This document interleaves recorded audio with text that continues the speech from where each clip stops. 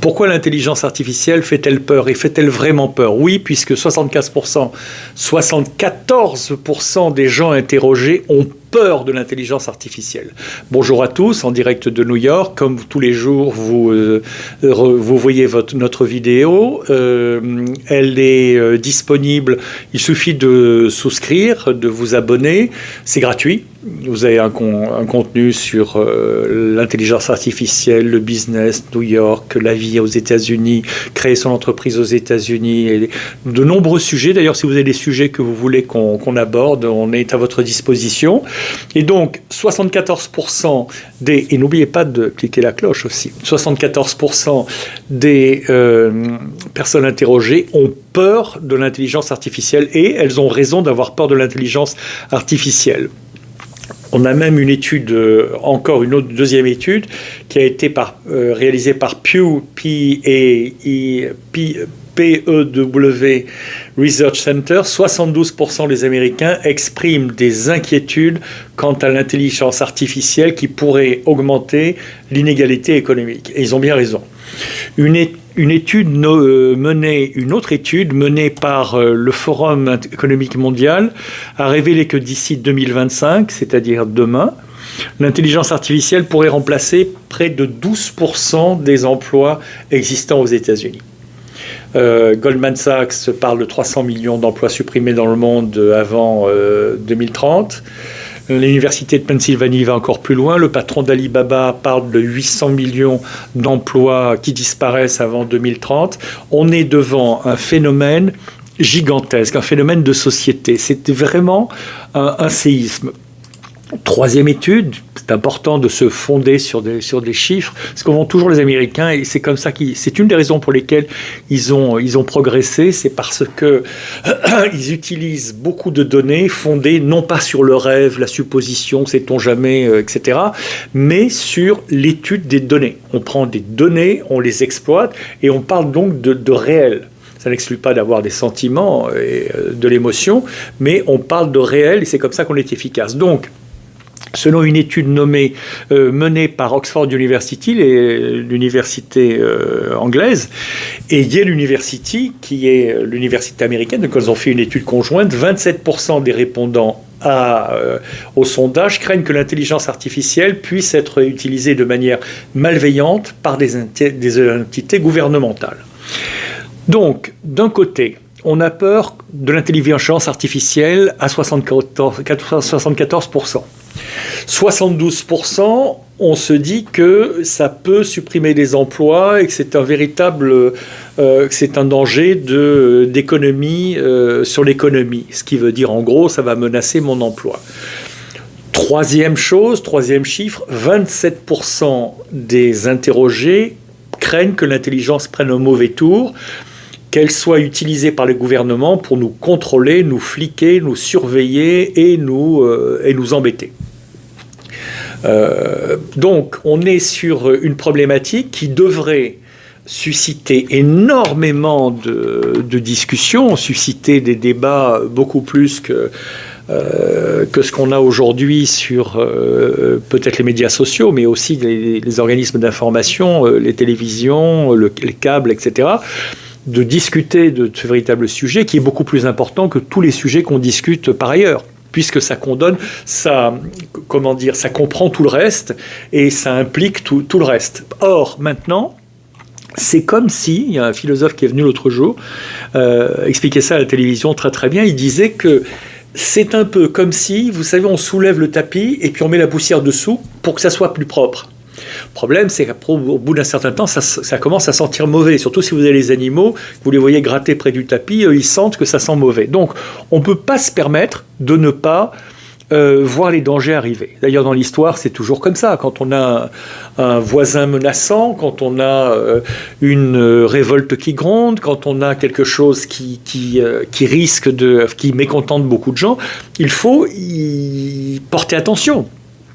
On parle de climat, on parle de guerre, on parle de beaucoup de choses, mais cette intelligence artificielle est encore pire que tout, parce que si elle détruit l'humanité, ce que craignent un certain nombre de scientifiques, c'est c'est quelque chose de majeur. Ça ne veut pas dire que les autres, plus que majeur, ça sera définitif.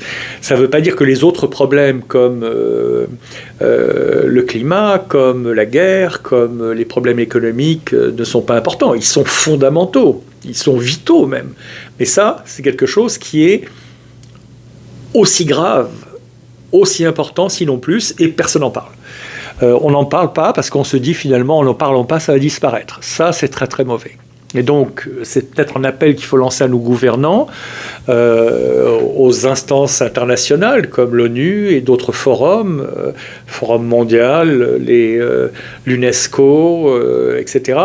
Et puis le FMI et les autorités éthiques, médicales, etc. pour se mettre ensemble et réfléchir à comment utiliser l'intelligence artificielle au mieux pour l'avenir de l'humanité, plutôt que de balancer comme ça tout ce qui est disponible en se disant on verra bien après. Donc c'est un peu comme si vous donnez à des enfants de 5 ans ou de 10 accès à des Porsche, Maserati, Lamborghini, etc. Vous laissez les clés sur le volant.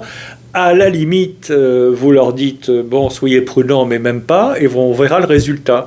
Ou vous donniez les mêmes voitures à des adolescents en leur disant et tu peux boire une bonne bouteille de whisky avant, ça permet de mieux voir la route. Bon, ça veut dire qu'on est sur quelque chose. Ça peut paraître choquant de parler comme ça, mais c'est la réalité. À un moment, on se demande ce qu'il faut pour que notre société se rende compte de l'opportunité, mais du danger. Quand on parle de supprimer 30% des emplois ou plus d'ici quelques années, qui a des réponses à ça ?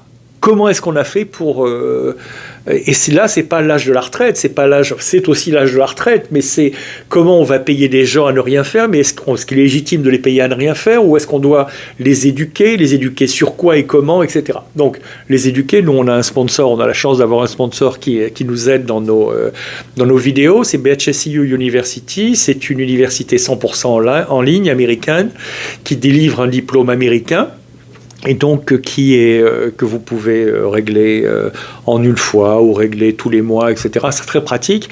Et vous avez 25% de l'enseignement qui est du business avec de l'intelligence artificielle, c'est-à-dire du management, du marketing, de la finance, de l'éthique, etc. Alors, l'une des raisons principales de la peur associée à l'intelligence artificielle, d'ailleurs, si vous voulez voir quel est ce sponsor, vous trouverez leur URL de website plus bas dans les notes.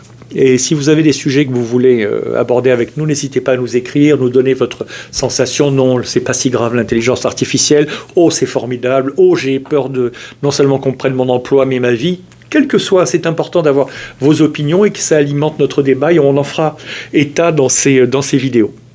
Donc l'une des raisons principales de la peur associée à l'intelligence artificielle, c'est que c'est une technologie relativement nouvelle que personne ne comprend vraiment et je vous engage à aller voir nos autres vidéos. On a fait un certain nombre de vidéos assez explicatives, même très explicatives, sur le fonctionnement de l'intelligence artificielle, les notions clés et comment les adapter, les comprendre pour comprendre comment fonctionne l'intelligence artificielle. Autrement, on tombe dans une paranoïa sur les récits dystopiques, les scénarios apocalyptiques liés à l'intelligence artificielle et c'est pas ce qui va nous aider à dormir. Donc, il vaut mieux bien se renseigner. Une autre préoccupation courante est la crainte de l'automatisation et des pertes d'emploi.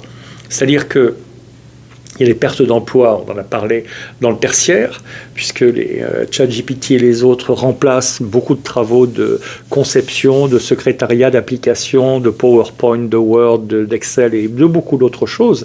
Mais c'est aussi dans les usines, puisque beaucoup de tâches étant automatisées, la gestion de la supply chain, du flot des marchandises, des produits, des carburants, etc. Le travail dans les ports, pour comment on manage les grues, les arrivées des ports des bateaux dans les ports, etc. Tout ça est menacé de grands bouleversements par l'intelligence artificielle. Donc c'est bon pour les affaires, c'est bon pour l'humanité, mais c'est pas bon pour l'humanité parce que ça va supprimer des emplois. Donc c'est beaucoup de questions. Voilà, merci, j'espère que vous avez aimé cette vidéo. Merci de votre écoute et à demain pour la prochaine.